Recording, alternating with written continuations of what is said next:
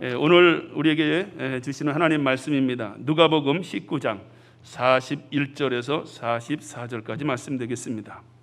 가까이 오사 성을 보시고 우시며 이르시되 너도 오늘 평화에 관한 일을 알았더라면 좋을 뻔하였거니와 지금 네 눈에 숨겨졌도다. 날이 이를지라 내 원수들이 토둔을 쌓고 너를 둘러 사면으로 가두고 또 너와 및 그 가운데 있는 네 자식들을 땅에 메어치며 돌 하나도 돌 위에 남기지 아니하리니 이는 네가 보살핌 받는 날을 알지 못함을 인함이니라 하시니라. 아멘. 이 시간에는 예수님의 눈물이라는 제목으로 이성수 감독님께서 말씀을 전해주시겠습니다. 오늘 우리에게 큰 은혜로 또 우리에게 영적 도전을 주실 줄로 믿습니다. 우리 이성수 감독님 또 환영하고 모시는 마음으로 우리 크게 한번 박수 한번 주시겠습니다.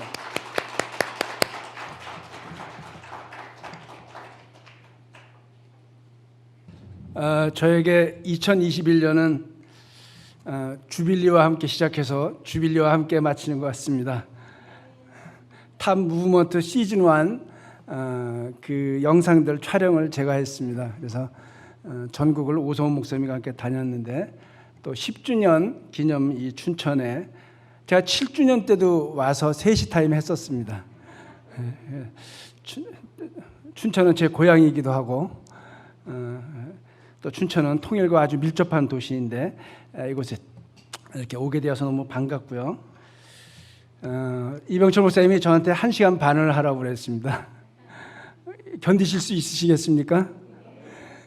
제가 한 10분 정도 빼드리겠습니다. 지금으로부터 76년 전에 한반도에 해방이 찾아왔습니다.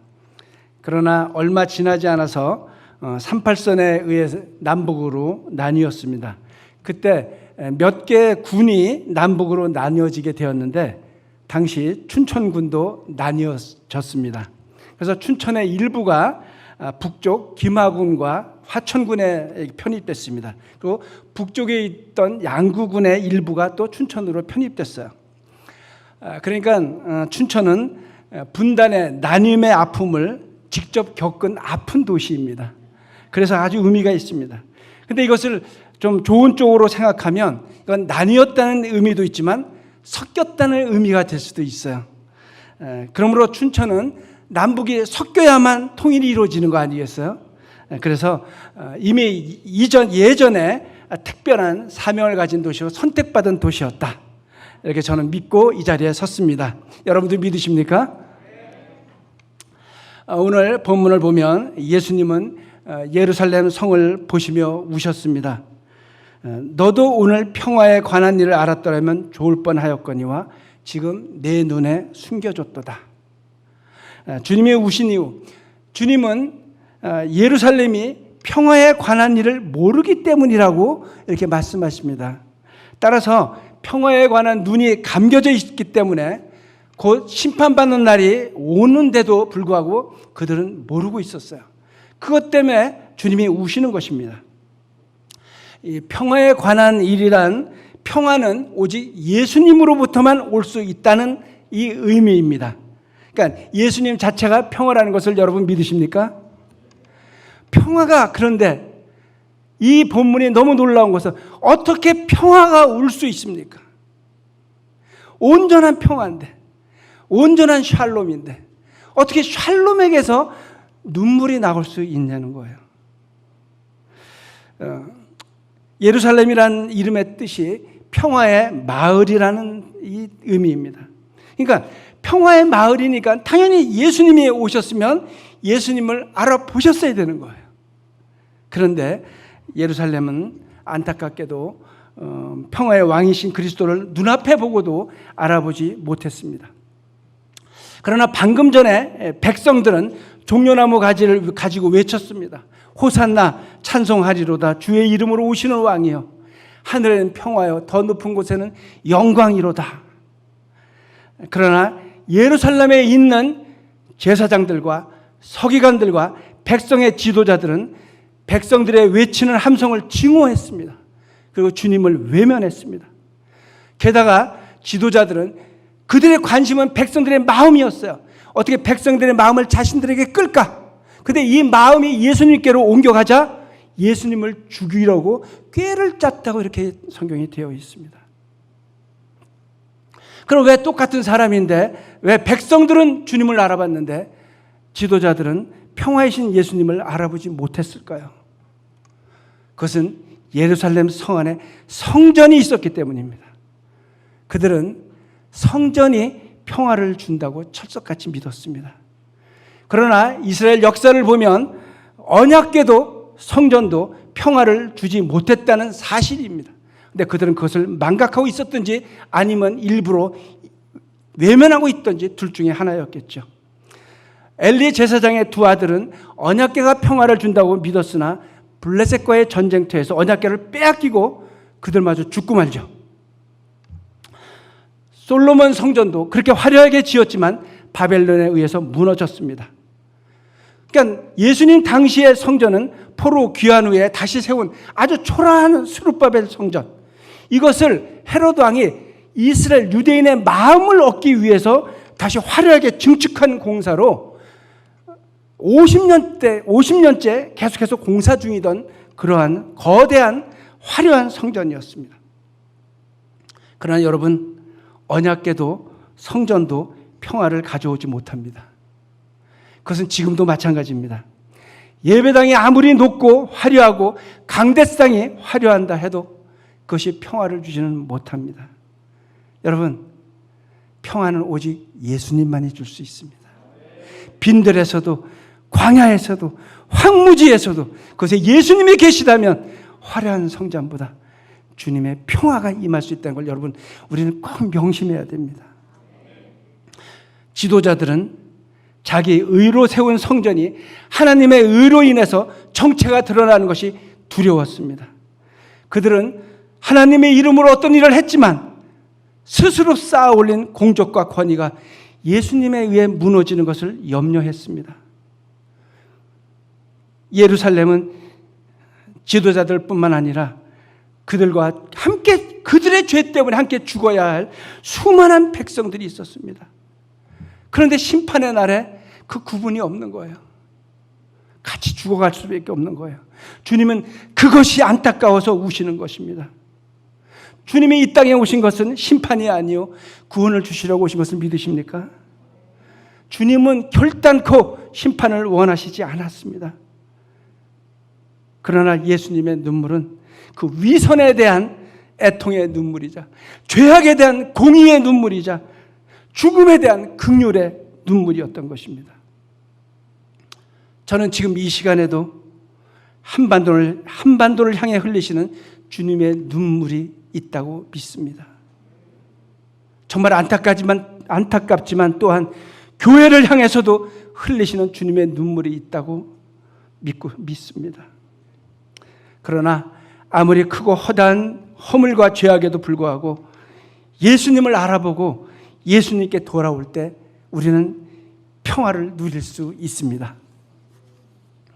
저는 동족간에 피 흘린 한국전쟁으로 얼룩진 이 땅에 평화가 오기를 갈망하는 주님의 눈물이 있다고 믿습니다. 전쟁의 와중에서 저질러진 수많은 죄악과 사륙과 증오에서 돌이키기를 원하시는, 그때는 옳았지만 지금은 틀리다는 것을 우리가 알게 하시는 하나님의 눈물이 있다고 믿습니다. 그래서 우리는 먼저 주님의 평화가 이루어지도록 진실을 볼 수 있는 눈을 되찾고 주님이 흘리신 눈물을 우리도 흘릴 수 있어야 한다고 믿습니다. 한반도의 통일과 진정한 평화를 위해서 지도자의 마음에서 내려와야 합니다. 그래서 백성의 마음으로, 교만한 마음에서 겸손한 마음으로, 전쟁의 마음에서 평화의 마음으로 돌이켜서 예수님의 눈물을 흘리시는 우리 모두가 되시기를 주님의 이름으로 축복합니다. 오늘 제가 드리는 말씀 중에는 기쁜 말씀도 있지만 듣기 힘든 말씀도 있습니다. 주님께서 우리에게 샬롬을 주셔서 어떤 말씀도 다 받아낼 수 있는 마음의 담력을 주시기를 기도합니다. 여러분, 역사의 주인이신 하나님께서 우리 민족에 대한 원대한 계획이 있으시다는 것을 여러분 믿으십니까? 우리 민족은 참 아픈 역사를 가지고 있습니다. 우리나라는 지정학적으로도 거대한 유라시아 대륙과 중국 대륙의 끝자락에 붙어있는 아주 작은 반도입니다. 반도라는 것은 더 이상 갈 곳이 없어요. 더 이상 도망갈 곳이 없는 막다른 땅이라는 거예요. 그러니까 우리는 여기서 살아남았어야 되는 거예요. 그런 악조건 속에서도 이 나라는 수천 년간 살아남았고 드디어 21세기에 들어서 전 세계적인 모범 국가로 비상하고 있습니다. 저는 이 모든 것이 하나님의 은혜와 섭리였다고 믿습니다. 저는 크리스천 영화 감독으로서 하나님께서 대한민국을 세계에서 유일한 분단 국가로 남겨두신 이유가 무엇일까? 그것이 늘 궁금했습니다. 어쩌다가 우리는 민족 상잔의 피 흘림의 전쟁을 겪었으며 이 땅은 공산주의와 자유진영 간의 대결장이 되었는가? 그리고 동방의 예루살렘이라고 불리던 북쪽 교회의 성도들을 공산주의에게 쫓기게 해서 이렇게 남쪽으로 옮기게 하셨을까? 북쪽의 교회는 마치 남쪽 교회에 접붙임을 하듯이 순식간에 찬란하게 꽃을 피우고 한국 교회를 유례없이 부흥시킨 하나님의 뜻은 무엇이었을까? 심지어 자꾸맨 무장한 북한과 핵으로 무장한 북한과 이렇게 일촉즉발의 대치 상태에 놓이게 되었음에도 불구하고 대한민국에 평화가 있는 거예요. 경제 대국이 되고 민주화 대국이 되고 문화 강대국이 되도록 축복하신 하나님의 어떤 계획이 있었을 것이라고 저는 믿습니다. 저는 이것이 늘 궁금했어요. 저는 대학 다닐 때도 궁금했고 이후에 40년 동안 저는 계속 궁금했습니다. 그리고 20년 전에 저는 알게 됐어요. 그 해답은 역사 속에 숨겨져 있었습니다. 저는 20년 전에 예수를 알게 되었고 그곳에서 대천덕 신부님을 만나게 되었습니다. 저를 만나자마자 신부님이 그렇게 말씀하셨어요. 크리스천 영화 감독은 역사를 알아야 합니다. 근데 저는 당시 좀 부끄러웠어요. 저는 역사와는 전혀 무관한 삶을 살아왔기 때문입니다. 저는 오직 관심이라고는 어떻게 하면 흥행이 되는 영화를 만들까? 어떻게 되면 제가 유명한 사람이 될까? 저는 이것만이 목적이었어요. 그러나 제가 그 후에 선교사가 되고 또 예수님을 깊이 체험하게 되고 크리스찬 감독으로서 이건 사명이 있는 거구나. 그래서 내가 사명감으로 살기로 결단하면서 크리스찬 영화 감독이야말로 역사를 통해서 하나님께서 이 땅과 교회에 말씀하시려고 하는 메시지를 전달할 수 있는 참 괜찮은 직업이구나. 이걸 제가 깨닫게 되었습니다. 그래서 저는 그동안 성경을 통해서 세상과 다른 하나님의 역사관을 배울 수 있었습니다. 저는 이방을 심판하시는 것과 똑같은 공정함으로 이스라엘의 죄악을 다루시는 하나님을 보고 정말 놀랐었습니다. 당신의 명예와 체면이 훼손될 것이 뻔한 일임에도 불구하고 그 누구를 막론하고 백일하의 죄악을 드러내시는 것입니다. 또한 성경에는 완전한 인물은 없다는 것을 알게 되었습니다. 역사는 늘 영웅을 이야기합니다. 그러나 성경은 불완전한 인간을 통해서 겸손하게 낮아진 사람들의 이야기를 다루고 있습니다. 또한 성경의 역사는 정말 진실하다는 것을 알게 되었습니다. 세상의 역사는 늘 왜곡이 있습니다. 편집이 있습니다. 그래서 승자의 기록일 뿐입니다. 그래서 첨삭과 왜곡이 늘 있습니다. 그러나 성경은 승자든 패자든 가르지 않고 그대로의 진실을 말하고 있습니다. 그리고 무엇보다 하나님은 사건이나 사람에 대해서 냉정하게 공과 과를 구별하신다는 점을 제가 알게 되었습니다. 다윗이 여호와의 이름으로 골리앗에게 나간 것은 참 잘한 일이지만 밧세바에게 범한 것은 잘못한 것이다. 분명히 말씀하고 있습니다. 또 에베소 교회가 주님을 위해서 견디고 게으르지 아니한 것은 잘했지만 처음 사랑을 버린 것은 잘못한 것이다 라고 정확하게 구분해서 말씀하십니다. 통째로 사람을 평가하지 않습니다. 그리고 무엇보다 하나님은 치우치지 않는 분이라는 것을 알게 되었습니다. 신명기 말씀에 이렇게 되어 있습니다. 내가 오늘 너희에게 명령하는 그 말씀을 떠나 좌로나 우로나 치우치지 아니하고 다른 신을 따라 섬기지 아니하면 이와 같으리라. 이 말씀은 다른 신을 섬기게 되는 이유가 다른 신을 섬기게 되는 이유가 좌로나 우로나 치우쳤기 때문이라는 겁니다. 다시 말해 하나님만 바라보면 좌로나 우로나 치우치지 않게 된다는 의미입니다. 저는 오늘 이 자리에 있는 우리 모두가 한 무리는 애볼산에 또 한 무리는 그리심산에 이렇게 좌와 우로 나눠져 있었지만 그들이 보는 시야는 방향은 오로지 중간에 있는 중앙에 있는 언약궤였습니다. 저는 그렇게 되시는 우리 모두가 되시기를 주님의 이름으로 축복합니다. 우리는 개인적인 성향이나 자라온 환경들, 가치관 때문에 좌로나 우로나 나뉠 수 있습니다. 교회도 마찬가지입니다. 그러나 우리는 그곳에 있는 지도자들을 바라보는 것이 아니라 중간에 계신 주님만을 바라봐야 합니다. 그래야 우리가 세상의 평화의 브릿지가 될 수 있는 거예요. 피스메이커가 될 수 있는 겁니다. 우리는 세상은 그래서 좌로나 우로나 치울 수밖에 없습니다. 그래서 치열한 전쟁을 치르는 겁니다. 그러나 우리 성도들이 그 전쟁과 싸움을 멈추게 할 수 있는 것입니다. 믿으십니까? 한반도는 중국, 러시아, 일본 그리고 미국의 4대 강대국의 영향권 아래에 있습니다. 그리고 통일을 하는 데 있어 우리만으로 되지 않습니다. 이들 나라의 동의를 구하는 것은 아주 중요합니다. 그런데 140년 전에도 이 네 나라는 이 땅에 막대한 영향을 미치고 있었습니다. 조선은 일본에 의해서 개항을 했지만 본격적인 개방이 이루어지는 것은 1882년 조미 수호 통상조약에 의해서 미국과 조약을 맺기 때문에 되는 겁니다. 이것이 왜 중요하면 서구의 문화 문명이 들어오기도 했지만 서구의 선교사들이 막 밀려 들어오기 시작했어요. 그래서 그때부터 예수님의 이름이 한반도를 덮기 시작했습니다.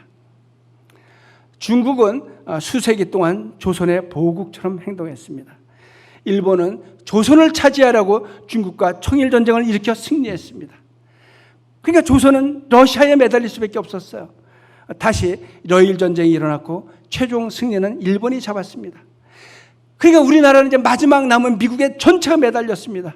그러나 그 당시 미국은 필리핀을 갖는 대가로 조선을 일본에 넘겨주기라 하는 협약을 맺게 되었고 최종적으로 일본이 조선을 차지하게 됩니다. 우리는 힘이 없었습니다. 그래서 우리는 나라를 잃었습니다.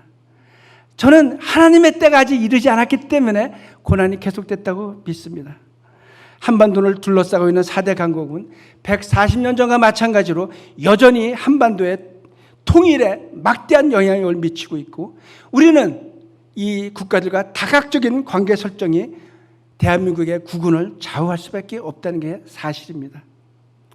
그렇기 때문에 우리는 애국과 바벨론 사이에서 하나님을 버리고 좌우에 치우쳐서 결국 바벨론의 포로가 되었던 이스라엘을 교훈 삼아서 지금이야말로 더욱더 하나님만 바라보고 중심을 잡아야 할 줄 믿습니다. 2차 대전이 종료될 때 미국과 소련은 전범 국가인 독일이 다시 전쟁을 일으키지 못하도록 독일을 점령한 후 국토를 양분하기로 결정했습니다. 그러나 일본의 경우는 달랐습니다. 소련과 미국은 일본의 영토에 들어가지 못했어요. 그래서 원자폭탄을 투여해서 일본의 항복을 받아냈습니다. 그래서 일본 땅을 양분할 수 없었습니다. 대신 한반도 북쪽에 이미 진주해왔던 소련과 아직 한반도에 들어오지 한 치도 밟지 못한 미국이 38선을 경결해서 한반도를 양분하자 하는 이렇게 조약을 체결하게 됩니다. 그런데 그나마 그것이 정말 다행이었습니다. 그건 미국 때문입니다. 100년 전에는 조선을 매몰차게 버렸던 미국이 이번에는 한반도에 손을 잡아주었습니다. 대륙 전체가 공산주의로 확산되는 결정의 순간에 미국의 도움으로 한반도에 우리 남쪽만은 살아남을 수 있었던 것입니다. 역사에 가정은 없습니다만 만약 소련이 더 일찍 참전해서 한반도의 38선을 넘어서 남쪽으로 진주해 왔다면 일본이 양분되었을 것입니다. 그러면 한국은 살아남았느냐? 아닙니다.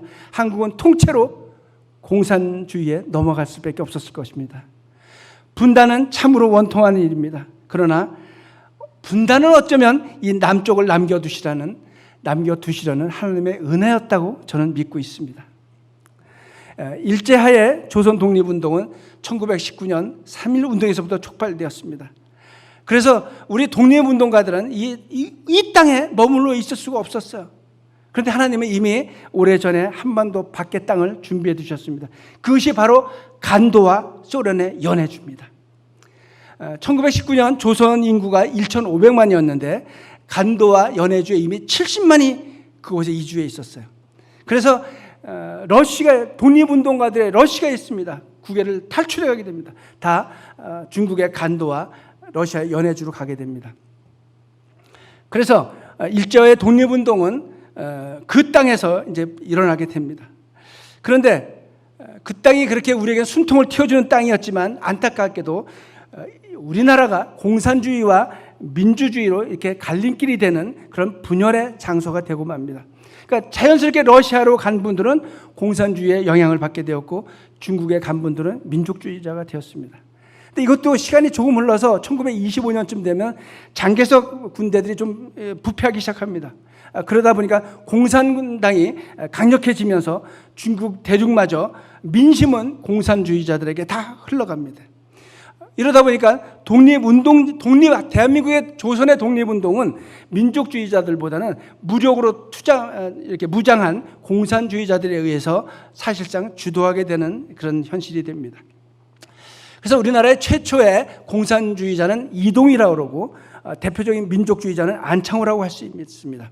근데 이분들이 함께 우리가 잘 알고 있는 상해 임시정부의 기초를 놓는데 이 두 분이 같이 놓습니다.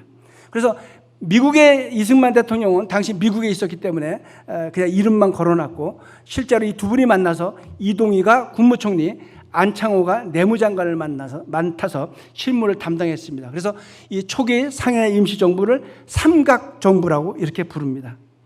그런데 놀랍게도 이 세 사람의 공통점은 세 분이 다 신실한 기독교인이었다는 사실입니다. 그래서 이동희는 처음으로 한인사회당을 창당하게 됩니다. 근데 이분이 사실 처음에 무슨 이념이 있어서 공산주의자가 된 것이 아닙니다. 이동희는 갑오개혁으로 1896년에 한성무관학교가 신설되는데 거기에 들어가서 군인이 됩니다. 근데 그때 그 교관들이 다 러시아 장교들입니다. 그러니까 자연스럽게 그 사람이 훗날 사회주의자가 될 수밖에 없습니다. 그는 한때 교육과 전도가 조선을 살린다는 믿음으로 전국에 수십 개의 학교와 교회를 설립하면서 전국적인 명성을 얻었습니다. 그분은 또 캐나다 출신 선교사 그리어신 선교사 함경도에서 사역하고 있었는데 그분의 조사로서 전도 활동에 전념하기도 합니다. 그러나 1917년 러시아 혁명이 일어나고 무력 투쟁을 늘 주장하던 이 이동희는 러시아 혁명가들을 선망하게 되고 공산주의자가 되고 맙니다. 그런데 참 안타깝게도 이분이 1925년에 정식으로 조선 공산당이 설립될 때는 소련으로부터 이동희는 공산주의자가 아니라 믿지 못할 민족주의자야. 그래서 소련에서부터 팽당합니다. 이분이 따돌림을 당합니다. 결국 중국 땅에서 이분이 나중에 그냥 죽고 맙니다. 시대적 아픔 때문에 이렇게 됐습니다. 그러니까 공산주의라는 건 분명히 이 땅 분열의 근원이 된 악하고 잘못된 체제이고 또 생겨나서는 안 될 체제이라고 저는 알고 있습니다. 그러나 공산주의의 시작은 사실은 이념이 아니라 생존에서부터 시작됐다는 또 나라의 힘을 잃은 독립운동가들이 비빌 언덕이 없으니까 그렇게 선택하게 될 수밖에 없었어요. 그런 우리가 지난 시간의 시대적 아픔이라는 것을 우리가 이해해야 됩니다. 왜냐하면 이것을 알고 있어야만 앞으로 우리가 통일을 이루게 될 때 통일은 누구랑 이루게 됩니다. 공산주의자들과 대화해야 될 수밖에 없지 않습니까? 뭐 그들을 무너뜨리든 어떻게 되든 간에. 그러니까 이 시작점을 알아야 그들과 우리가 대화의 자리에 나갈 수 있기 때문입니다. 그런데 이 시대적 아픔은 안창호에게도 민족주의자, 우리가 다 존경하는 민족주의자 안창호에게도 동일하게 벌어졌습니다. 사실은 안창호는 일찍 미국에 건너가서 그래서 가족도 자식, 아내가 다 미국에 있었습니다. 근데 상해 임시정부 때문에 이제 중국으로 들어왔던 건데 이 삼각정부가 오래가지 못했습니다. 그래서 곧 균열과 와해로 다시 미국으로 돌아가게 됩니다. 그런데 미국에 갔더니 또 뭐라 그러느냐? 미국에서는 안창호는 민족 자유주의자가 아니라 저는 공산주의자다. 또 이렇게 반대로 몰립니다. 그래서 미국에서 추방당합니다. 근데 추방당하면 어디로 가게 돼 있어요? 일본이 점령하고 있는 이 조선 땅으로밖에 올 수 없는 거예요. 그 안창호는 다른 곳으로 가지 못하고 추방당해서 조선에 와서 감옥에 갇히게 됩니다. 그리고 감옥에서 병이 들어서 추록하자마자 병상에서 죽어갑니다. 그래서 안창호도 1938년에 병보석으로 이렇게 죽게 될 때 가족, 아내의 얼굴을 보지 못하고 죽게 됩니다. 이게 너무 슬픈 이야기입니다. 그렇게 이동희도 그렇게 쓸쓸하게 죽어가고 또 안창호도 그렇게 죽어갑니다. 여러분, 우리는 그분들의 희생 때문에 지금 우리가 있다는 것을 잊으면 안 되는 거예요. 그러니까 우리가 단순히 그들이 나쁘다, 좋다라는 판단이 있기 이전에 우리의 선조들이 나라의 독립을 위해서, 조선의 독립을 위해서 그렇게 애쓰며 갔구나 하는 한편의 그 동정심, 또 이해심이 우리 가슴 한편에 있어야 될 줄 믿습니다. 그렇게 형성된 좌우는 때로는 반목되기도 하고 또 때로 협력하기도 하면서 사실은 해방될 때까지는 동반자적 관계가 되어서 일제라는 공통의 적을 향해서 힘을 모아 저항합니다. 그러나 1945년 해방이 되고 또 1950년 한국전쟁까지 5년 동안 좌우는 정말 본격적인 대립과 경쟁 상태에 돌입하게 됩니다. 해방 이후에 수많은 정치가들이 일어났습니다만 마지막까지 살아남는 두 사람은 미국식 민주주의를 주장했던 이승만과 소련식 공산주의의 최선두에 섰던 김일성만 살아남게 됩니다. 우리가 알고 있던 김규식, 여운형, 박헌영도 다 사라지고 말죠. 한 사람은 대한민국의 대통령이 되고 또 한 사람은 북한인민주의공화국의 수정이 되었습니다. 정말 현실적인 감각을 갖고 있던 두 사람만 살아남습니다. 분단의 한국전쟁이 일어나기 전까지 큰 사건들이 굉장히 많습니다만 가장 중요한 두 가지 사건만 제가 간략하게 언급하겠습니다. 이건 굉장히 중요한데 하나는 해방 다음에는 3월입니다. 불과 해방된 지 6, 7개월, 한 6, 7, 반년밖에 안 됐죠. 북한의 토지개혁이 일어납니다. 그리고 곧 이어서 이승만의 정읍발언이라는 것이 일어납니다. 그러니까 북한에서 토지개혁이 무상몰수, 무상분배 이렇게 해서 일어나는데 이것은 대거 기독교인들이 이제 월남하고 도망오는 계기가 됐지만 사실은 국가가 아니면 할 수 없는 일입니다. 어떻게 토지개혁을 함부로 합니까? 그때 이제 이승만은 생각했습니다. 제가 존칭은 생략하고 얘기합니다. 이승만은 생각했습니다. 북한은 이미 국가체제를 갖춘 거구나. 그러니까 이것을 남과 북이 좌우 합작해서 통일 국가를 세운다는 것은 불가능하다. 이렇게 미리 판단한 거예요. 그래서 6월 달에 소련과 미국마저도 서로 이렇게 신탁 통지를 통해서 이 한반도를 이렇게 독립국가로 만들려고 하고 있는데 이승만이 이렇게 얘기합니다. 우리 단독 정부를 남쪽에 세워야 된다. 먼저 북한은 이미 정권이 세워졌으니까 단독 정부를 남한도 세워서 나중에 통일하자. 그 당시는 있을 수 없는 얘기인데 결국은 이 말대로 되고 맙니다.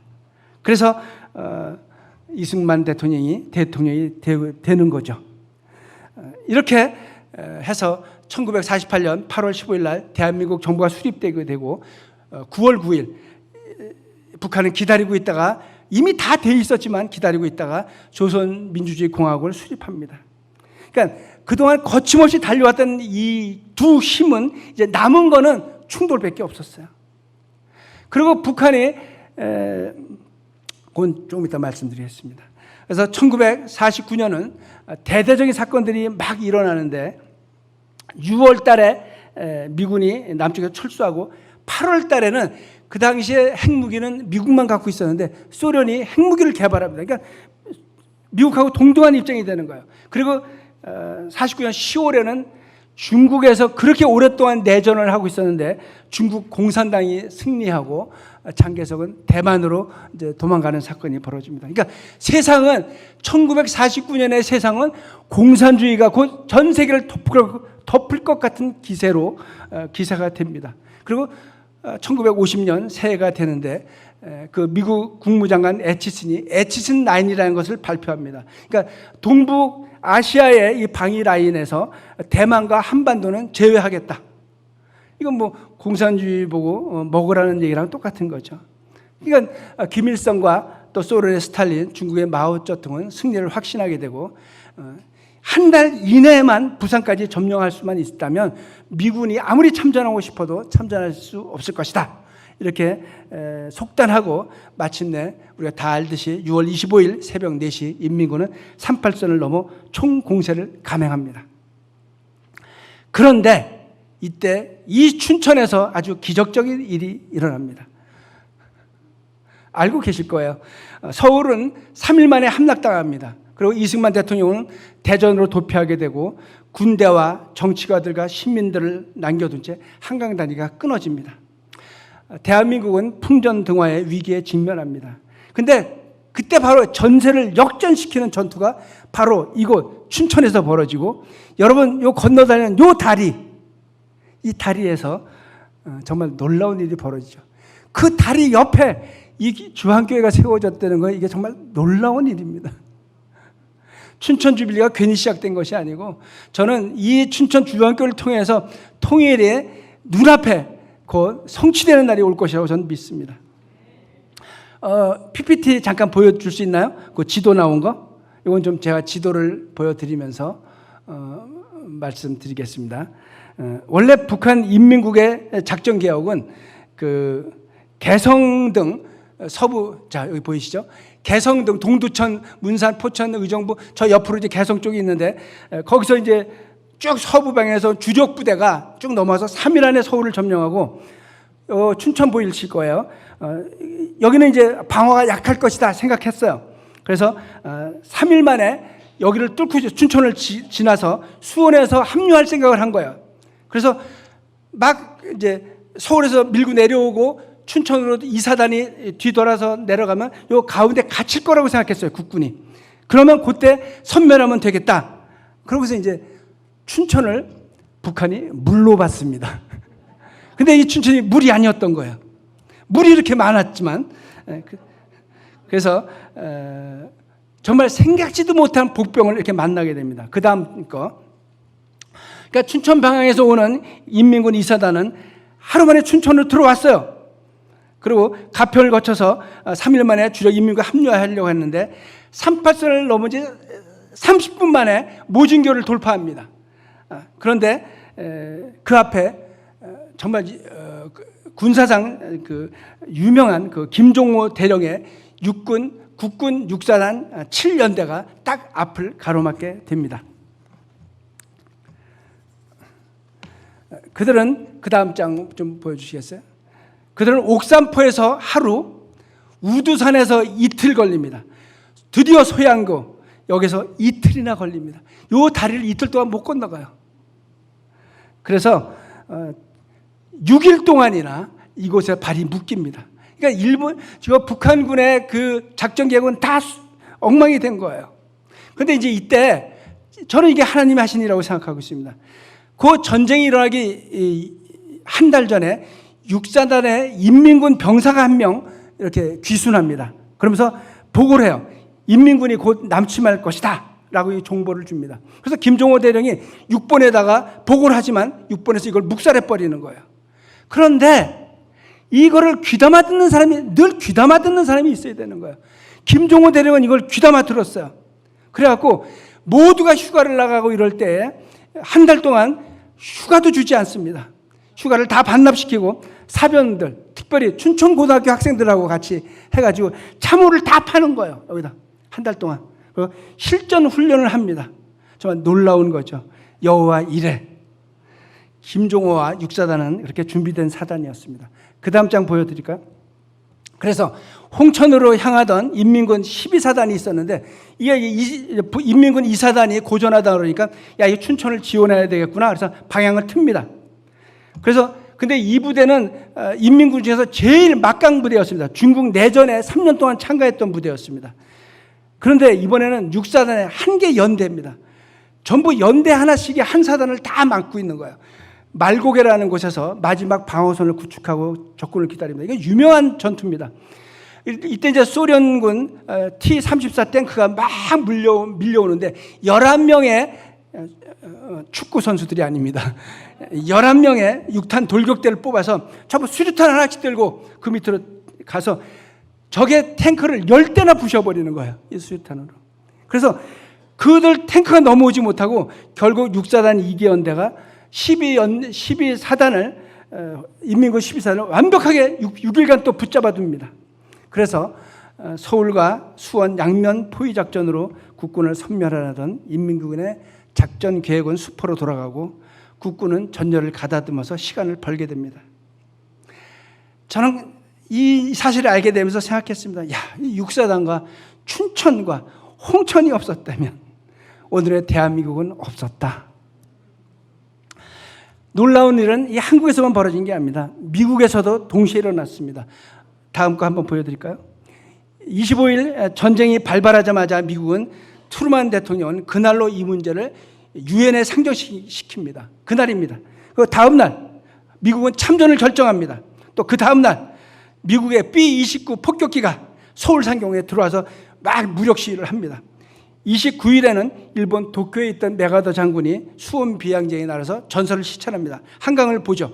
30일에는 미 지상군을 투입하자 이런 결정을 내립니다. 그리고 이게 이제 놀라운 숫자인데요. 7월 1일입니다. 춘천에서 6일간 방어를 마치고 원주 쪽으로 후퇴하기 시작하는 게 7월 1일입니다.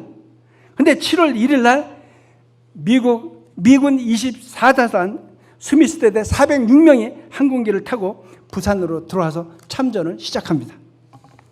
여러분 마치 이 계주 이어달리기 할 때 바톤을 이어받듯이 6사단과 미국 24사단이 그렇게 바톤을 이어받는 듯한 형국으로 이 전쟁이 전개되게 됩니다. 제가 이 한국 전쟁을 연구하다 정말 아주 흥미로운 또 사실도 발견하게 되었는데요. 여러분 성경에서 40이라는 숫자는 고난의 숫자이지만 해방의 숫자라는 것을 여러분 아실 거예요. 그런데 한국 전쟁에서도 이 40이라는 숫자의 출현이 아주 발견할 수 있습니다. 그러니까 한 달 안에 부산까지 점령하겠다고 호언하던 인민군은 6월 25일부터 낙동강에 도달하는 8월 5일까지 정확히 40일 걸립니다. 또 전세 역전에 나서는 게 이제 낙동강 방어 전투죠. 그때부터 9월 15일 인천 상륙작전까지 딱 40일이 걸립니다. 그러니까 후퇴하는 데 40일, 다시 전세를 역전하는 게 40일입니다. 지나가는 이야기지만 저는 이 성경적 숫자가 내가 한국전쟁에 개입하고 있단다. 이것을 알려주시는 하나님의 사인이 아닐까. 이게 제 혼자 생각입니다. 잠깐 물 좀 마시겠습니다.